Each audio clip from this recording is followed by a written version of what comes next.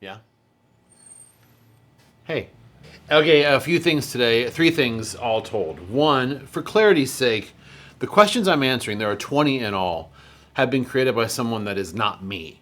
I've never seen them before, and I'm seeing them each fresh each day. So this will be 20 episodes, and then I'll go back to not being around for 3 years. Two, as I think will be the case for a lot of these questions, I had a thought today about something I wish I had said yesterday. So I'm going to say it today. And if you haven't seen the question I'm referring to, you'll probably go to hell. The question yesterday was, is Christianity the only true religion? And I realized today what bothered me about the question. Not that it's a bad question, but it bothers me that it reflects the way, even the way Jesus talked about himself. We've used that as a measure of exclusivity. Like, Jesus is the way, the truth, and the life. So if you don't come to Jesus, you're going to die and burn in hell forever. And what if that's actually not the best way to interpret it? What if, in fact, what Jesus is saying is, whatever your road, like whatever way you choose, however you encounter truth and hope and love in your life, eventually it's going to end up at me. That's a different story, isn't it? That means that people today, on the earth today, could be adherents to any number of worldviews, faiths, or religions, be pursuers of truth, pursuers of kindness and grace, and all those things we might call the fruits of the Spirit, because only the Spirit can bear those fruits, but they're not limited to Christians. Which, as an aside, if you haven't been paying attention, there's no way in the world modern American Christianity has a monopoly on either truth or love or peace or anything. I digress. So what if, in fact, because I guess the exclusive part that I would agree with is, I think at the end of it all of our paths lead us to Jesus. I do believe that. I recognize I can be wrong. I might die and all of a sudden I'm looking at some guy named Larry. I'm like, oh, I did not see that one coming. But I think that's what I believe. What I believe is, whatever you are, whatever you believe, whatever you're doing, man, get at it. Pursue truth, be kind, take care of each other, and then when it's all over, maybe there'll be Jesus, and he'll go, hey, thanks. Oh, my name's Jesus. Thanks. Maybe. Okay, that's yesterday. Here we go. Today's question is about to happen. I'm super scared. And 3, 2, 1.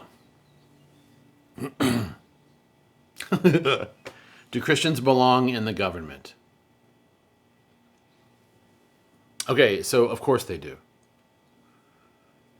In the same way that Christians belong at the post office, and in rock bands, and in Ubers. Not like sitting in the back seat like, hey, I'm this Uber's Christian, but like driving for Uber. Christians should be everywhere. But then I think the deeper question is, what does a person's Christianity mean for the work they do? That's probably a more important question. Because, and maybe this is how I heard it said when I was younger and when I was in college back in the 1880s.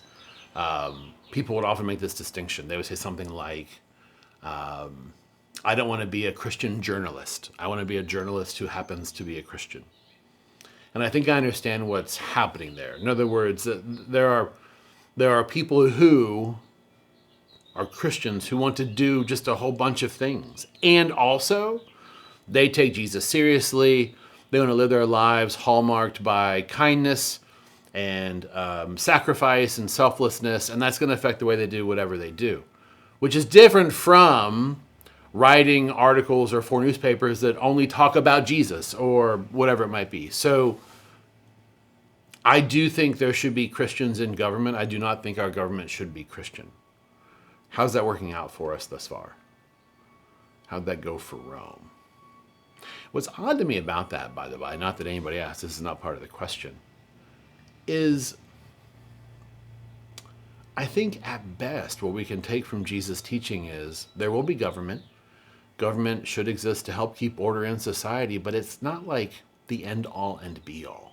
So anyway, I think it's fine if we have a president, or the fact that we have had presidents who claim to be Christian is fine on the surface. I don't love that there are Christians in government today who are attempting to legislate their faith. That doesn't make any sense to me. We already have a king, if you take Jesus seriously. And that king doesn't need Congress's help, right? Don't get me started. That question got me started. I'm going to stop. Sure, I think it's fine for Christians to be in government, but just do your job. Just be kind. Be fair. Try to act with integrity. Tell the truth as much as possible. Work with people across the aisle. It's just not rocket science. But what we don't need is a bunch of rules that somehow reflect the Ten Commandments or try to capture the Sermon on the Mount. Although, I will say, interestingly enough, a large social safety net in a country or in a model often referred to like the Nordic model, that feels like it actually does capture some of the sentiments of the Sermon on the Mount. Not too popular with the Christians in government here in America. It's an interesting conundrum, if you will. Okay, that wasn't too bad. I'm curious what I'll think tomorrow about what I said today. But until tomorrow or whenever, be well. Bye.